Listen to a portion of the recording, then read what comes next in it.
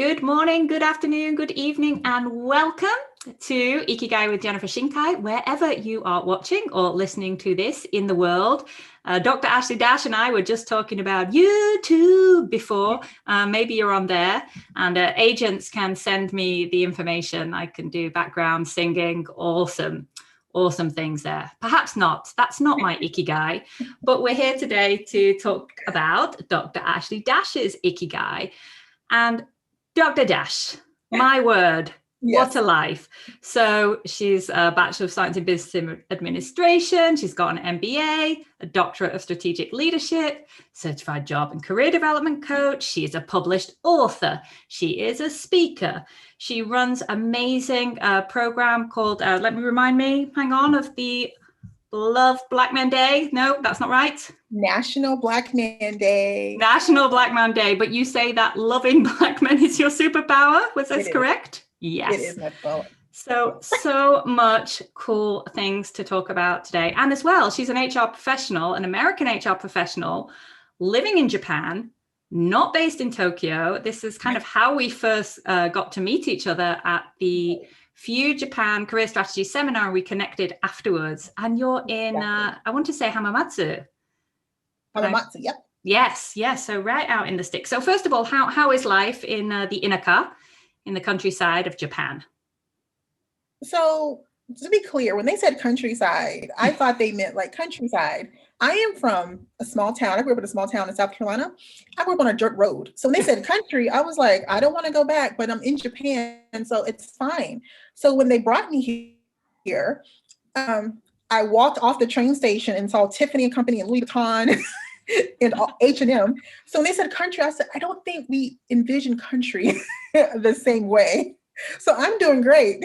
Right. So that was like your first culture shock coming to Japan. Like, okay, this is definitely not what I imagined Kansas to be like. Yes. Right. Definitely not the country. I guess compared to, the bigger cities, it is very country. Yeah. Very, I guess, suburban-esque. Just in case anyone is listening and hearing a lot of background noise, there's a load of kids playing outside my house, including my daughters upstairs. So the ooping is maybe everyone is loving what we're talking about. So apologies to the listeners, but yes, that's kids playing outside. So tell me about your Ikigai though, Ashley. What gets you out of bed in the morning? So to be honest, my Ikigai, I feel like has been like an ongoing journey. Isn't something that I was just, excited about. So for me, it really is about helping and serving people and ensuring that people have a positive mindset. For myself, that has not always been the case at all. It's something that I had to learn and develop. Well, I would say part of it I would have to rediscover, as an adult. A lot of the learning and professional and personal development I'm doing, they say go back to your true self, and they always say like your genius level, right? You mention the kids, the genius level, right? When you're age like 5 or 3, they always mention like somewhere under 8. So they said, go back and revisit that. So when I'm looking at Pixel, I started just kind of doing that work, that inner work. And I'm going through these pictures. I asked my mom to send me pictures, when I was younger. And I'm looking at these pictures, and literally in all of these photos, I am mouth open, laughing, like gut busting, like just in excitement and awe. And I'm like, what happened to that? How did I lose that? So for me, it was I'm on a journey. It's not over. I'm currently on a journey to get back to that positive mindset where I wake up like the pictures that I see, just laughing, excited and ready to take over the day. Oh, that's amazing. Do you know like what you were laughing at in those pictures?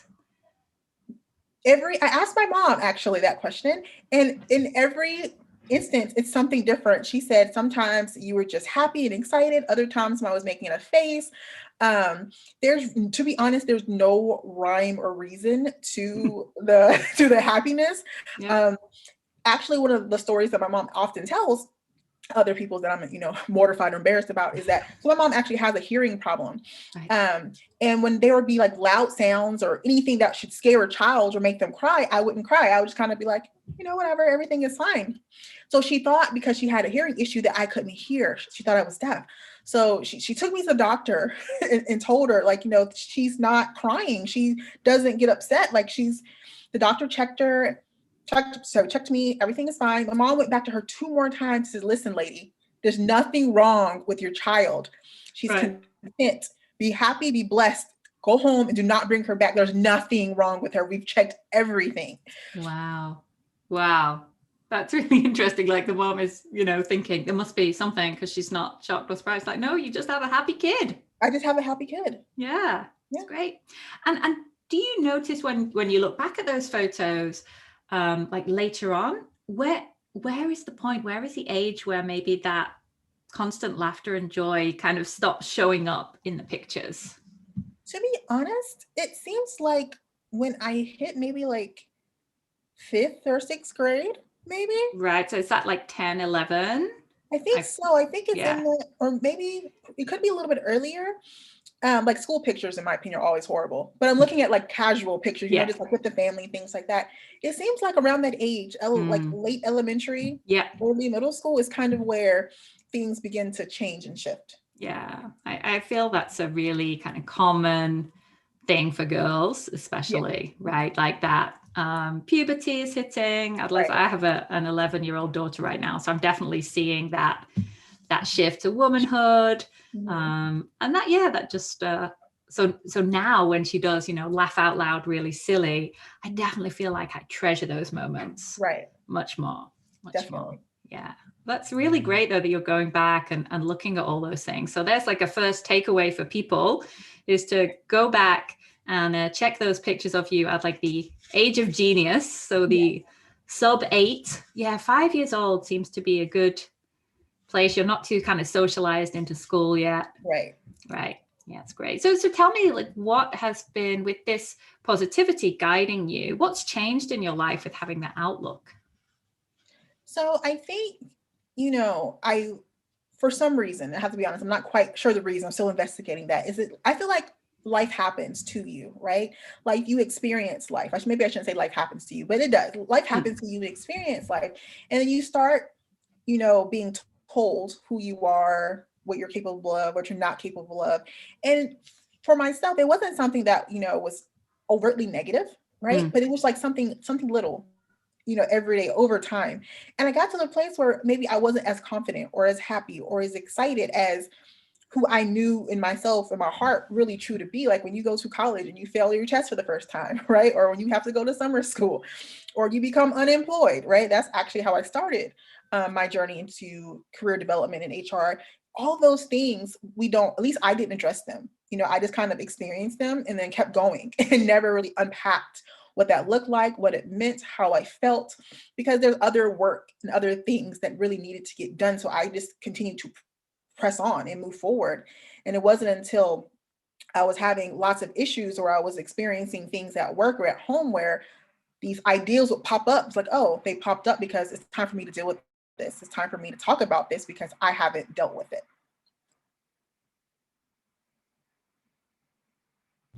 I muted myself because my son's just come home. So you went through that journey, you start to deal with those things. And then how are you applying it kind of practically into your daily life, this idea of the positivity? And so it depends on the day, to be honest, because every day is different. That's actually something I'm working right now to do is like integration. I feel like when I'm like, when I'm the least busy is when I have the most time to integrate. It's when like life is busy, when I lose a little bit of that integration. So a couple of things I do from a practical perspective is that I have I don't have a gratitude journal. I have a gratitude like little box where I write down things that I'm grateful for. One of my sorority sisters actually sent it to me as a Christmas gift here to Japan. So I have strips of paper that you drop in there, and she says at the end of the year, you open it up and then you go through the year and you read kind of what you did. So that's what I'm doing this year. Oh, that's awesome. Yes. And I am a fan of music. So I always have some random song playing in the background. Some of them are just like classical, breathe in, breathe out. And some are like things from when I was in college, maybe I shouldn't be listening to anymore, but they bring back happy memories. Hey, yeah. With my friends. So just incorporating those different, for me, I really have to like hear it. Like some people are writing, but like Goldcast, like I love Goldcast. Goldcast to me, I can just put that in my ear and just like do whatever I'm doing because even if I don't feel positive, even if I don't feel happy, even if I'm not in that right mindset, I feel like after like an hour of Goldcast, you feel like you can take over the world. Right. So I've never listened to Goldcast. So can you tell me a bit more about it? Yeah. So Goldcast is, I found it on YouTube. They have like these inspirational videos. They're like three minutes or 10 minutes or 30 minutes. They have different lengths of time, and it seems like it started off with celebrities, right? So I used to listen to a Denzel Washington. He was giving a commencement speech at a university, and for some reason that particular one just resonated with me. He was talking about how he flunked out of college, and he was considering going to the military, and a woman gave him a prophecy that he was gonna change the world, basically. Like he was gonna travel the world, he was gonna make a difference, and things like that. So, and at the end of every video, it'll have like a little slogan like, you matter, or keep going, or just something like that one phrase, like Ikigai, right? Like it encapsulates the entire like video, whether it's like 30 minutes or 3 minutes. So for me, I don't always wake up happy. Like, and I think a lot of us, we don't, right? Are you human? Yes, of course. Totally human. So I think sometimes we are, at least for myself, I force myself, or I feel like I've tried to force myself to be happy when I'm not. Like it was an internal thing. I'm like, why am I forcing this? Like there's loads of tools and resources available to me. Let me just go use them. Yeah. And just having that, it's like the friends and the people that you have about you, right? They're either going to build you up or they're going to pull you down. And so really kind of choosing, funnily enough, my word for the year is curation. So I want to be like this, have this idea of curating the information that goes into my brain, curating the experiences that I have, curating, like the content, the guests that I'm having, and how that will go into my book. And just being like mindful and intentional about what I fill my head with. I'm still working on it as well. I love your humbleness and honesty that this is a big work in progress. And I definitely spend too much time on Facebook and LinkedIn only. Those are my two social medias. But if I hadn't been on LinkedIn, I wouldn't have seen your beautiful affirmation. So I think it was a good thing. But like curating, I could watch the news and listen to all the awful things which are going on in the world, or I can listen to Denzel Washington give a commencement speech talking about how I can overcome the troubles which are in my life. What's the choice? What's the curator's moment that I have there? Denzel every time. Denzel every time. For many things, I think. Yes. When in doubt, choose Denzel. Yes, I love that. a new one. You could put that one on your Friday affirmation. Yes. When in doubt, choose Denzel. Steal that one.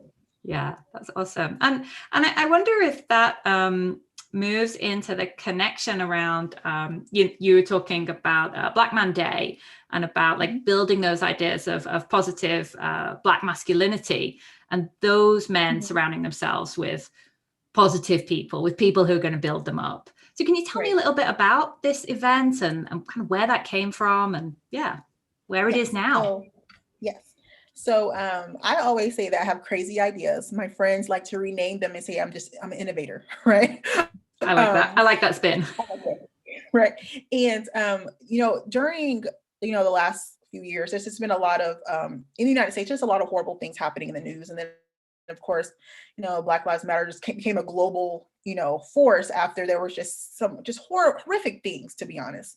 And it was in that space where I was sitting and thinking like, I wonder why there's so much stress and anger, in this space.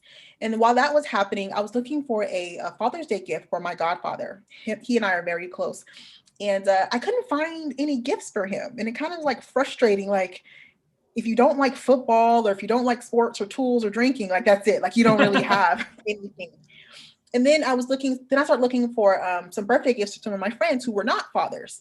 And I couldn't find anything. And I kind of just came to the epiphany is why is it so difficult to find, gifts for multi-layered Black men? And why is there so much negativity around Black men? And like in that space, I was like, you know what? I want to uplift them. I want to let them know that they're loved, they're supported, they're celebrated, they're appreciated. And I started looking for different ways and things to do that.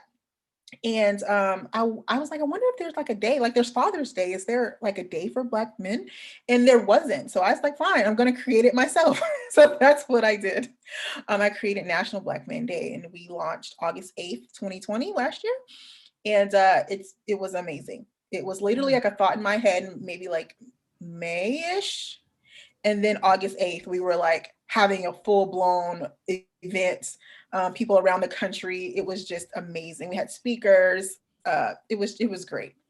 Oh, I'm properly full on body goosebumps for this. I love that, just this idea, shall we do it? And of course, in May, that was really like the timing of Black Lives Matter was becoming much more of a global force, right? Mm-hmm. And Right. so it's almost that it was this, well, let's, we're seeing all these negative images and horrible images of Black men and women being killed, right, and abused and murdered, let's be right, frank. But let's not have that the only pictures that people see of Black men.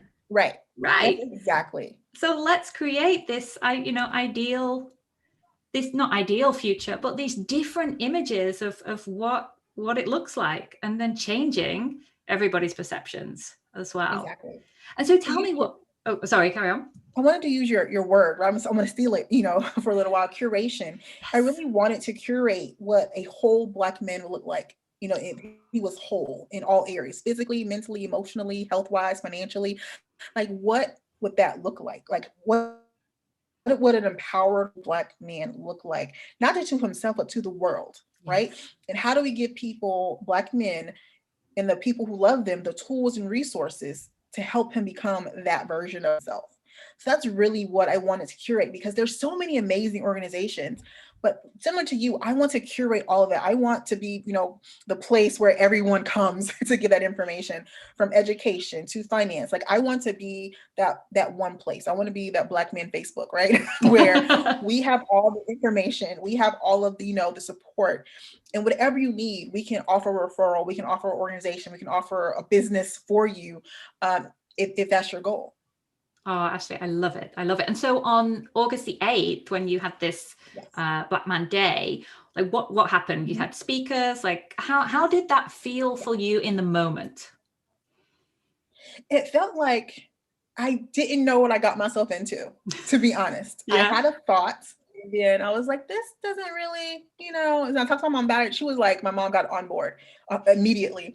And I have lots of ideas. So this is very clear. Like, I have literally thousands of ideas, like, all the time. My mom, because you're an innovator, not a crazy lady, right? Yes, I'm an innovator. So most of the time she's like, okay, let's research it, let's look. She always like slows me down, because I'm like, I move really fast. But when I told her this one, she just got on board. Like, immediately she just saw it. And then I told someone else, and then I told someone else, and everyone, like, the first time I told them, like the very first time I had the thought, they just kind of got on board. So then we started working. And then it kind of got bigger and bigger. So it was an all-day conference. We called it a celebration, where we had, 7-10 speakers, including myself, in 7 areas of what I call wellness. We had the founder of Black Men Meditate start us the day off with meditation. We had, grab bags. We had music playlists as gifts. We had lots of wonderful Black men, talked about relationships, and we had the founder of Black Speakers Network, and he was there to share his expertise in business areas. And actually, my personal pastor, he closed out this session with a prayer for Black men, to support them, kind of like to send them out into the world on a positive note. So there were so many different things that that was happening, that it's, to be honest, it's like a blur. Like, there's just so many people to mention, so many things that happened. But it was so wonderful. It was so amazing. Great. And I love that power of kind of sharing your crazy idea with different people. And then when you get that kind of resonating, you're like, okay, yeah, maybe it's going to happen. Yeah. Or maybe people are not saying like, oh, Ashley, are you really going to do this? They're saying like, how do I help you make this happen? And then that you've hit, if we use, the Ikigai Venn diagram, like what the world needs, you've really, really hit on, there is just such a desire for this kind of event, for this kind of interaction. and that Yes. people are not saying like, oh, are you sure? They're just like, they go straight to the how. So. That's the first time you mentioned the Ikigai. And that's interesting for me because that's the first time I've ever had an idea where everyone got on board in different spaces, different ages, different parts of the country. Like, I met people on social media. Like, it was just everyone heard it and was like, let's go. It was very, it was great. It was a little disconcerting because I had never experienced that before. Like, I know how to do it when it's negative, right? To be honest, like when people say no, you kind of have to bounce back. Yeah, and you're like, I know how to negotiate around this, and I can influence people and bring them on board. But when everyone says yes and they say go, you're like, oh, we have to go. I didn't think that far. Let's get the ball rolling. So that was an interesting new world in a positive way, but that was an interesting way to experience Ikigai because that was the first time I had ever experienced it that way. Yeah, and it's great thinking that just from this small idea, from this one, I have this thing that might happen, and there's somehow hundreds of people are involved, and you're like touching all of these lives, and everyone involved is also like part of their Ikigai for being in the room, right? They're giving service, they're supporting, they're making a difference to themselves by that act of service, as well as by the people that they impact with their message. Yes, we had so many positive comments, so many, I call magical moments that happens. And to me, it's mind blowing because of the short amount of time that it happens in. So again, we had the thought in May, and probably started working in June. Yeah. And then we had the event in August. In the middle of a pandemic. In the middle of a pandemic, yes. Let's just remember that. And you were in Japan, and everyone else is on a different time zone in the US. Yes. All across all time zones in the United All States. Time zones in the US as well. Wow. So you had some late night meetings then. Late nights, early mornings. I'm a night owl, so it worked out for me. I didn't quite work it out. I didn't plan the best, to be honest, because I made it an all-day conference. So I stayed up all night because in Japan, we're opposite. So in order to be there in the morning, I had to be there in the evening, and then we finished their evening. So it was like 6 a.m. And I'm like, please tell me that you took the next day off work. I did. Good. It was a golden week. What week? I think there's a week August, off. so maybe it was just the Obon holidays, right? Maybe that's what it happened right, after I didn't have to go to work. So it was amazing. Good. Yeah. Like how do you, I don't want to use actually before that, I just want to ask one more question. Will you be having another event this year in 2021? Oh yes. So I tell everyone Black Man Day is official. It's August 8th from now until eternity. So every August 8th forever. Well, this is the legacy. We will do something, and we are planning. We have an executive team now. We have more time to plan. We're putting processes in place, right? We didn't have that last year. We already have some speakers to say yes. So we did get commitment from a former NFL player. So we have to, finish up his paperwork and make sure everything is good. But he said yes. So we are in the planning stages for August 8th of this year. So yes. Right. Yeah. So if anyone is watching or listening and wants to get involved as a participant or as a speaker with providing service and valuable information to uplift these amazing Black men, then they can contact you, right? They can contact me directly. They can register for free at blackmanday.com. And of course, there's information below for them to check out. But yes, and just FYI, the conference is free. So the conference is available for free for all participants. If they would like to upgrade, of course, we have those options. But I just want to make sure that we're offering this because we want to help. We want to serve. Yeah. And I don't feel like a financial barrier should be a reason why you can't get the help and support and love and appreciation that you deserve as a Black man. So we are self-funded. So if there's any sponsors are looking, Yeah, that may check down below, sponsors, put your money where your mouth is. Yes. But it's been great. So yeah. Oh, that's awesome.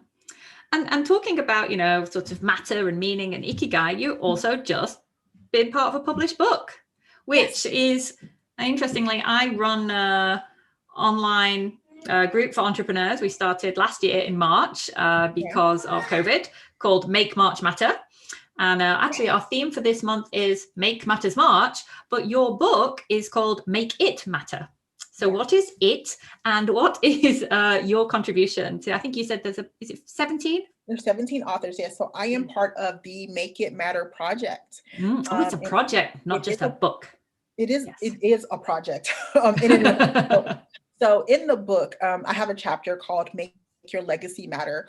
I talk about, finding career freedom, you having choice. I mentioned, of course, National Black Mandate, and it's kind of how it all flows together, whether you're, a man or woman, whether you're Black or not, we all have a choice in finding career freedom, being happy and positive, and having that mindset of success, of you getting to decide what you do in the morning and how you get paid.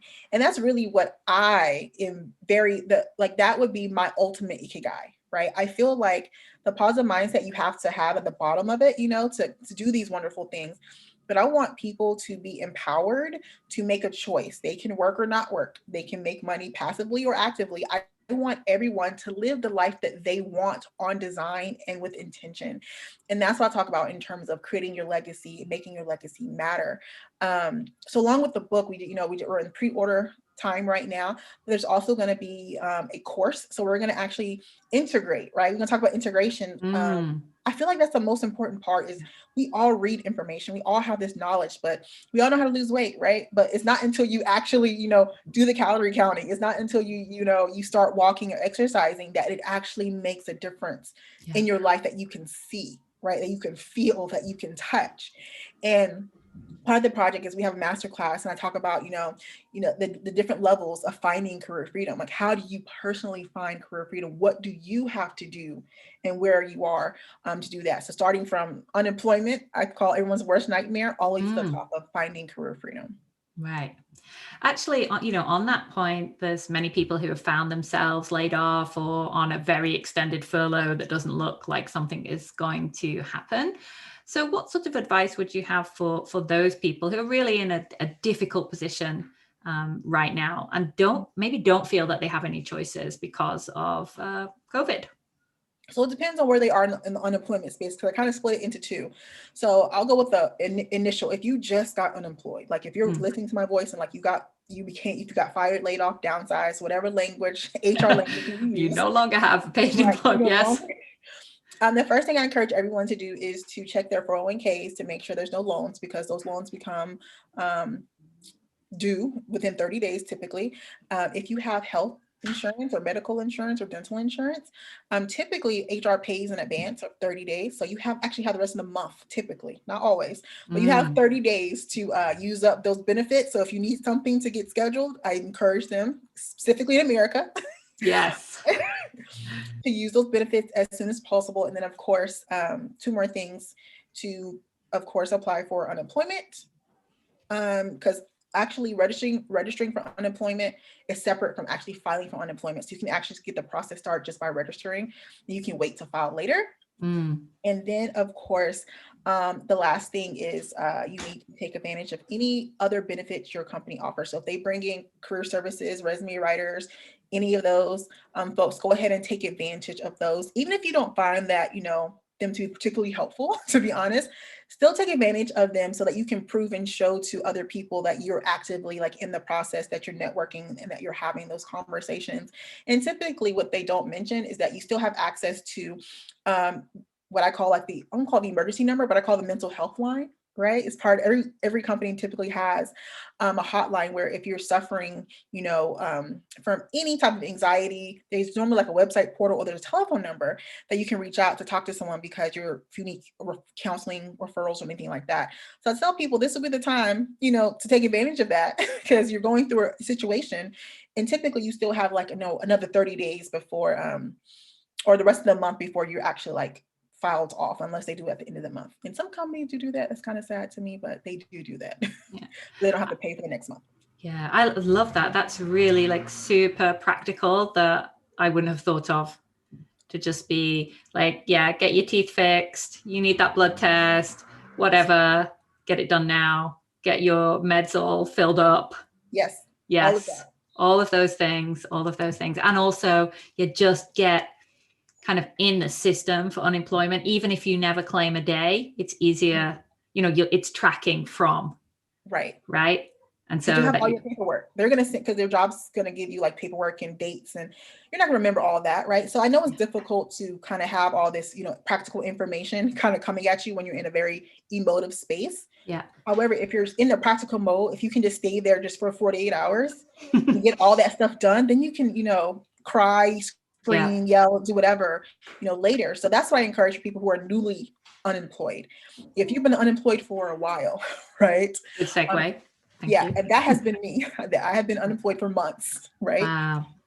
In that space, you have to have a positive mindset. I cannot emphasize that enough. You have to be in a positive space, because you have to interview and talk to people, and they can sense that negativity, right? So you need to make sure your resume is updated, right?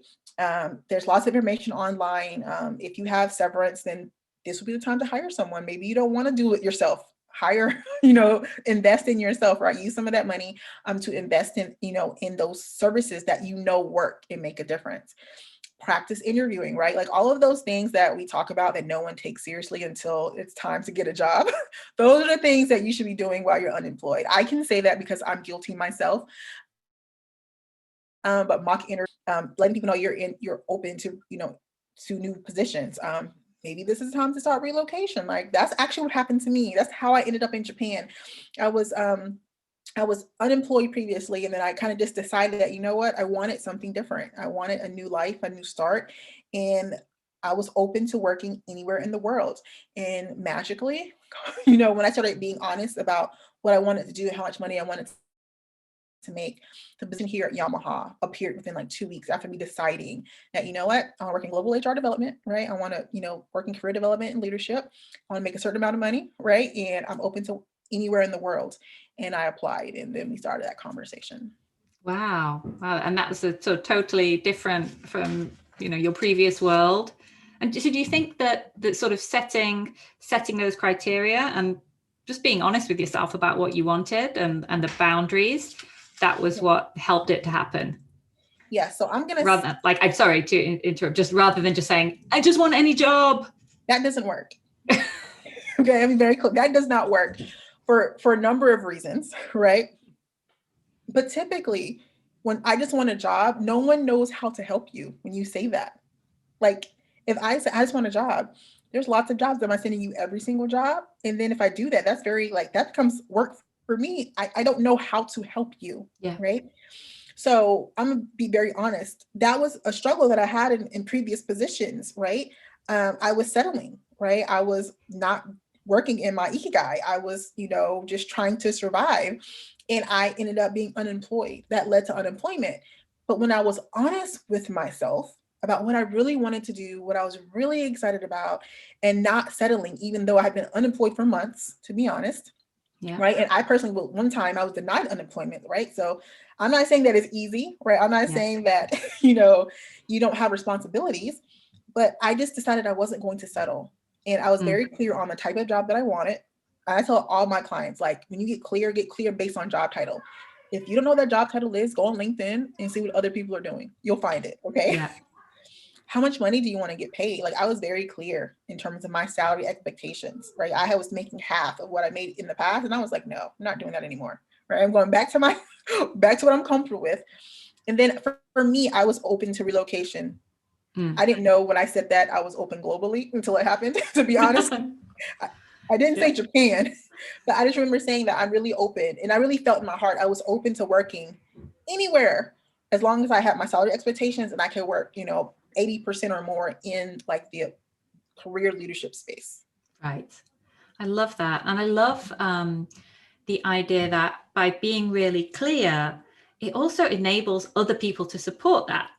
Yes. Right. So if you just say, oh, I'm unemployed, I'm looking for a job. Well, yeah, I'll look out for you, but what? And I remember I worked in the recruitment industry for 12 years. I was only a recruiter for about a year and a half. But, people would be asking like, well, if you know anyone, to try and get referrals, if you know anyone who's looking for a job. And in our training, they were just like, no, you have to say, if you know any bilingual accountants working for foreign capital firms, if they have a Japanese CPA, it's amazing. Then please send them to us because we can help those people like in that team. Right. Rather than we can't just help anyone. Right. because we're not doing certain types of roles. If your friend's a doctor, we can't find them a new job. Exactly. If they're a rocket scientist, we can't help them either.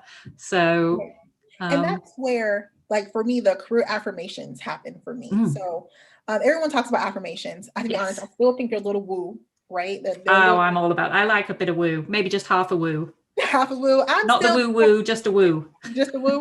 I'm trying to get on the woo woo bus. Okay. I'm not there yet. Okay. All I'm right. not there. So career affirmations for me were a way for me to start integrating. I'm not really understanding this, but everyone says it works. I read the studies, the scientists say that it works. So obviously there's something here, even though I'm not feeling it. I said, okay, what if I started doing affirmations? But I'm not into all like the other stuff. Like I'm in the career space. So I was like, why would I do anything other than career affirmations? Like to me, it just makes sense. So then I said, okay, this was more for myself, to be honest, than anyone else. It was like for me. So then I started doing Friday career affirmations. And it was a way for me to be more appreciative and grateful for the opportunity that I have, because I was intensely homesick because, COVID was going crazy around the world. I haven't been able to go home in like almost a year and a half. So I was kind of like missing home, but I had this wonderful opportunity that I don't think I was appreciating, that I don't think I was grateful for, because I was focused on the negative. So for me, Friday career affirmations was a way for me to be excited and grateful. Like, I do like my job. I am paid very well. I have some amazing coworkers. And that's what I started doing. I started just being more grateful for what I did have, as opposed to being negative about what I was missing, where I felt like I didn't have. Right.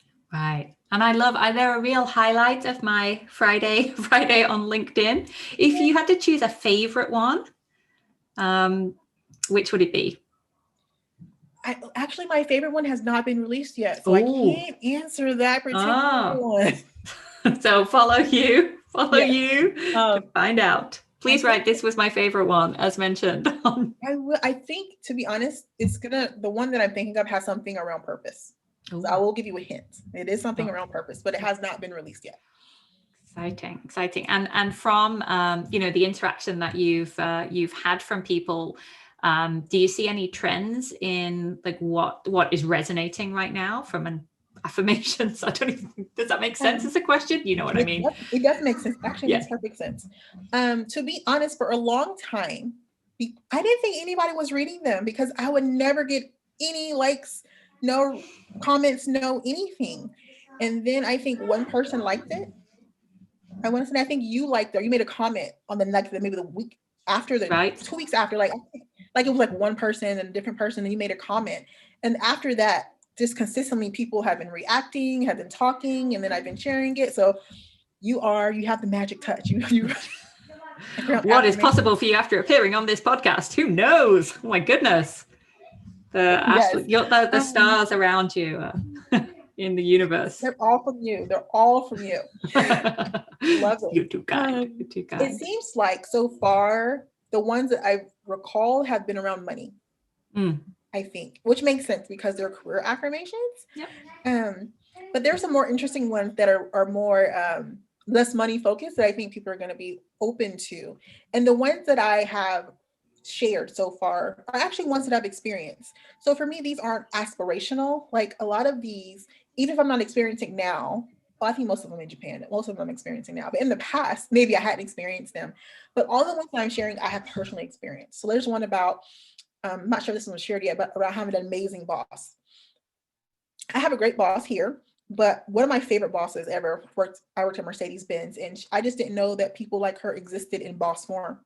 Like it's like, if I could do a case study, I would choose her. She was a mentor. She was honest. She was caring. Like, she invested in you. She told you when you were wrong, but in a way that you could receive it and make changes. It was amazing. I was like, where have you been all my life? And I was devastated when I had to leave her. Like, I was like, I will not make more money. I will stay at this salary and work for you. That's how I honestly felt. Yeah, that's like the huge impact of having a really great boss, right? Yes. That even though there's other things which are driving you mad about your job or the infrastructure or whatever, there's something about like that power of an amazing boss that can kind of help you get through the day. So yeah, every people manager should know their impact, both for good and for evil as well, right? Because I'm sure that you see many of your clients are, why did you leave your job? Because my boss. Yes. Right. Your boss or a coworker or your boss's boss. I've just been, so I tell everyone, my career journey has not been simple. I tell everyone I graduated as an unemployed, right? So it took a while to find my bearings. I've been unemployed over the years, but I've had some amazing experiences at the same time. So I'm very clear on both sides of the story, whether you're working or not working. I've had amazing bosses and horrendous people that I would never want to see ever again, to be perfectly honest. But you still have control. So that's where we talk about the positivity comes back. Like you can leave. A lot of us feel like we can't leave. Like I felt there's been times where I feel like I had to stay at a job because I had responsibilities and I couldn't leave. So when I'm focusing on helping, Black business professionals in corporate America, that's what we're talking about. Like, okay, we know you need the money, but you also need to be healthy. You also need to be emotionally stable. You also need, these other things. They're just as important. So we have that conversation because it's super important. Yeah, I think it's not always as easy to say like, oh, you can just leave. But I just feel like having that, I have a choice. I might not like where this choice would lead me to, and then the other actions that I have to take, but I do have the choice to stay and quit is one, right? Like, so I'm in the job. Can you hear my son singing? He's happy. Genius zone. Yeah, he's there. That's my playlist. You can stay in your job, but really not be engaged and be one of the, the actively disengaged people in the workforce. I'm like, but is that really like how you want to be? Is that how you want to turn up every day? Or you can, it's difficult. Job hunting is hard. And maybe it's because of your age or because of your gender or because of your skill set, or all these different things, right? You go, oh, there's nowhere else for me to go. But I kind of feel like that's the importance of, and I think I set this as a non-explicit, so I'll just use the F word of fund, we'll say. Yeah. So we have, and I think that's a really powerful idea of building that financial security that you've talked about, having that financial empowerment. That means that you can say, no one gets to talk to me like that. Here's my resignation. And being in the position where you can walk away from that relationship, or you can walk away from, a romantic relationship, anything which is just, sucking the life out of you. Financial independence is really one of my important messages as well. It's super important. The finances. I always talk about finance. I talk about money first. I say all the time, I'm a money girl. There's nothing wrong with it. I am unashamed, right? But even if you don't have the money, right? I always say this because there's been times when I didn't have the money, right? When you're unemployed for over 6 months, like that can drain you, right? Yes. So here's my thought process. I am just that person. This is what I teach, that I am the best person for whatever position I'm applying for. Like there is no competition. People like consider the candidate pool. There is no candidate pool. Okay. We're having this conversation. I'm not talking about worried about anyone else. And that's what I teach. And if I'm a match for you, then I would love to work and serve with your organization. If I'm not a match for you, thank you so much for your time. There's another organization that would be thrilled, to work with me. And when you come from that space, that takes confidence, that takes knowing your worth, that takes being comfortable having conversations at a variety of levels. When you're in that space, regardless of how much money that you make, you impress people like, oh, well, they get excited because we need to get her before someone else gets her, or we need to hire him before someone else hires him. Yes. And that's when you start having conversation around money where, okay, well, we don't meet her salary expectations, but she's worth us going back and asking HR for more money or talking to the hiring manager, right? So that's part of you knowing yourself and how you really talk about and present your career brands, right? It's just being confident in your own abilities. I feel one of the issues that many people have across races, genders, religion, all is that we're too humble, because we're taught that humble is being, it's something to aspire for. And there are things we should be humble for. During the interview, that is not the time to be humble. That is the time to talk about, what you've done, the facts, the figures, the money you saved, how you've helped. Like that's the time to not be braggadocious, right? So Yes. to be honest, this is the Yes. value that I can provide, and I would Yeah. love to provide this value with and for your organization. Mm.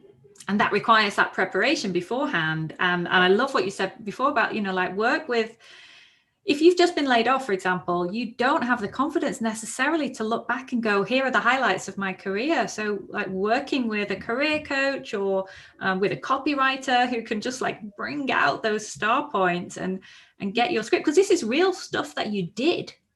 Yes. It's real stuff that you achieved and impact that you had and value you added to your organization.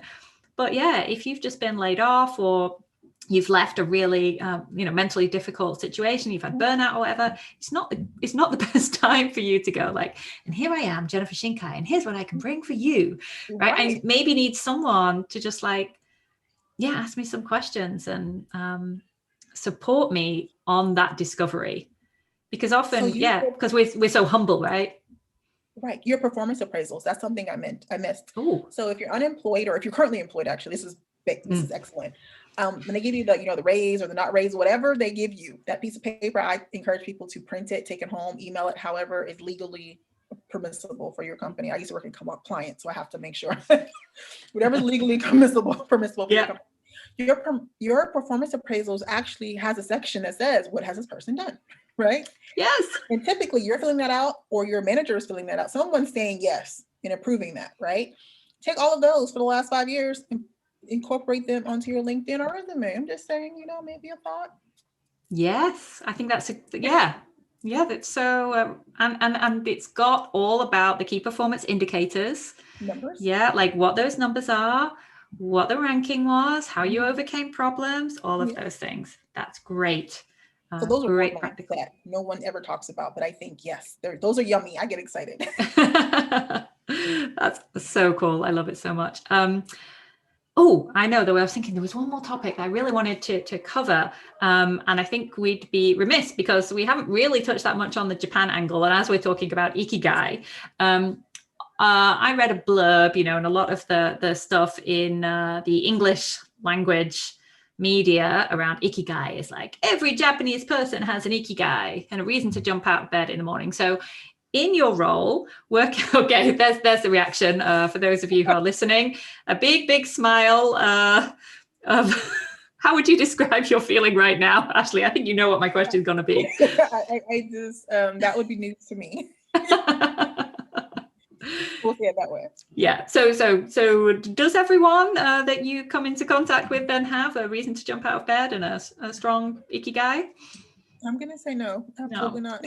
Or maybe they do, and it's just not connected to their job. Is, of course, another option. I would say, okay, let me rephrase it then. Because I think maybe I didn't answer it fully. I feel everyone does have Ikigai. Are they always connected to it? And does it show up? Absolutely not. I think a lot of times we deny our Ikigai for work. So that's why a lot of people maybe aren't happy at work, because they're not in their Ikigai, or even if they can't do it at work, they still have an outlet for it at home or in a hobby. Like it's not showing up at all. Right. So that genius 5-year-old self, whatever that kid was doing, nothing resonating or not resonating, like reflecting that is happening in their 45-year-old self. Yes. In any parts of their life, even if they can't do it at work. Because maybe not everyone, I honestly do feel that most, I'm not gonna say every single person, but I'll say like 98% of people can make money financially from their Ikigai. That's just what I believe as a person. Yeah. The other, 2 to 5%, okay, maybe you have to work somewhere else or do something else, right? But you should still have that Ikigai somewhere reflected in your life, in your space. And when you don't see that, and I feel like that's when you find those, perpetually unhappy people where nothing ever goes right. Because they're disconnected. I mean, why would anything be exciting? Why would you want to get out of bed if you don't get to do anything all day that is part of your life's purpose all week? Like every single day, this is it. I would be upset too. Yes, actively disengaged. Yeah, I mean, I know when I'm doing leadership development programs and we talk about motivation, this person's not motivated. I'm like, they are motivated. They're just not motivated to do the thing you want them to do. That's the that's a motivation challenge. So this is where we get into, job crafting and looking at how we can think about like gamification, or how do we just the cognitive crafting, the relationship crafting, the tasks, and all of those things to, it's a job, we get paid for it. We know that it's not always going to be pure moments of flow and joy and everything, right, every single minute of the day. That's like, right. But can we make it more than it is now? Can we 1% improve that on each day? And this is back to your theme of choice and positivity. And I think your positivity is not like that, oh, everything is sunshine and flowers. It's like, yeah. So I really like appreciate your honesty and perspective on that too. Like but it's this necessary thought process, right? To get through when it's not sunshine and flowers. And I think that's important. So something that you mentioned that I want to really bring back up that you just said is like that 1%, right? You just mentioned that 1%. So I used to work in HR compliance, and it's like the most dreaded job, even in HR. No one wants to talk to the HR auditor or any auditor, right? And I worked in that space, and everyone's kind of just like, oh, right? And they would always ask me, like, how are you working in that space? Like, it's so boring. I said, actually, compliance is not boring. Compliance is boring when everything is going right. And very rarely is anything ever 100% going right. There's always something for me to do. Some idiot saying something, doing something. Yeah. Right. So when I shifted my perspective, I was actually able to get more joy in that space. Not that you get a lot of joy, but I got more, that 1% more. And then I was able to engage with other people on a different space, a different level, because I was changing their perspective of compliance. Like, if your compliance is boring, then you should be excited. That means everything is going great. Yeah. Okay. That's what we want, your compliance to be boring. Yes. Boring compliance. A very dull, like, what does this team even do all day is a sign of a healthy, compliant company. When I come to you at your desk, that you should be concerned. Like, if it's not boring, there's a problem. Yes, that's great. I love that. And I also love that your personal cognitive crafting then impacted your relationships with other people and changed their perspective of what it was that you did as well. I think that like knock-on effect is super powerful. That's kind of been a theme through our conversation today. It is. I find that when you're like, we're talking to anyone, like everyone has their own notions of you as a person or of an industry. And I didn't realize that human resources had its own negative connotation, to be honest. Similar to you, my first HR job was a recruiter. So I was a happy career fair lady, as I started my position. So when I first started in HR, I only knew all the happiness of HR because I was giving people jobs and taking resumes and, the happy face, and people are excited. You give them job offers and they light up like a Christmas tree, right? And then you progress into different areas of HR. You're like, oh, okay. And you start having conversations and performance plans and people being reorganized and payroll problems and the system is shut down and, all those other things that also come along with HR.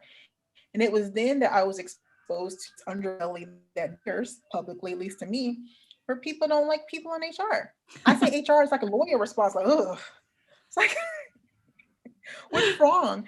So I kind of made it a personal mission in all of my HR roles is to be that happy face of HR, like that advisor where we can have a conversation. You don't have to, avoid me in the hallways. I'm not coming to fire you. Say hi. It's okay. Yeah. And it's almost, it's better to talk to HR, as you said, with the compliance perspective when you don't need to talk to HR. Right. When things are going well, let HR know, this is why I'm happy at my job. Mm-hmm. This is why I'm doing well. Let's do more of this in our company. Right. And trying to encourage people. So you need to have that kind of friendly, approachable perspective so that people will take the 5 minutes to talk. Yes. So unfortunately, we are nearly out of time. So I wanted just to open the floor to you to give your, final message, anything we haven't managed to touch on yet today, something that you would like to give as advice to people who are listening, who are struggling with their Ikigai, want some tips. Anything, Dr. Dash, the floor is yours. Okay, for Ikigai, if you're struggling in that space, that means I've done that. So that means you're focusing too much on the Ikigai. You're trying to force something to happen. And I encourage people, and I say this all the time, all you have inside of you is all you need to take the next step forward. So whatever that logical next step is, just take it. or if it feels illogical, but that's the path that's revealing itself, take that step, because that one step is going to lead you down a path towards your Ikigai, right? I didn't know that, I would be in Japan, two years ago. I didn't know that I would be founding National Black Man Day. So as you guys are moving forward, you have these maybe disparate ideas or these thoughts that seem crazy, write them down, research them, take the next logical or illogical step and see how it changes your life, because you never know what's going to happen, right? I didn't know everyone's going to say yes, right? Sometimes everybody says no and you still have to go, right? So either way, you have to go with what you know at the time. So that would be my advice. Properly, goosebumps everywhere. Thank you. I love that so much. And I love that you say take the logical or illogical step. Because sometimes that calling is just do something with it.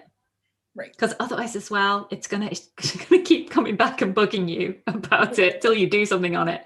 Or it will fade away and like the moment's missed, right? So when the muse comes, take the step, take the action. I love it so much. So it's been an absolute delight talking to you today, and all your energy and power and just all these projects and service and positivity. Everyone can connect to all of that in the show notes. There's lots and lots of links of the multifaceted, amazing Dr. Ashley Dash. So please be following her and supporting her. And of course, contacting her if you would like to have a consultation with her. I'm sure she'd be very happy to support as she can in some ways. So thank you so much for joining us today. Thank you so much for this conversation, this space. I think it's much needed positivity in the world. So thank you, Jennifer, for like having this moment, this podcast, these YouTube, like all of it, I think is amazing. So I'm just honored to be a part of it. Oh, well, thank you for being here today and sharing your voice and your Ikigai.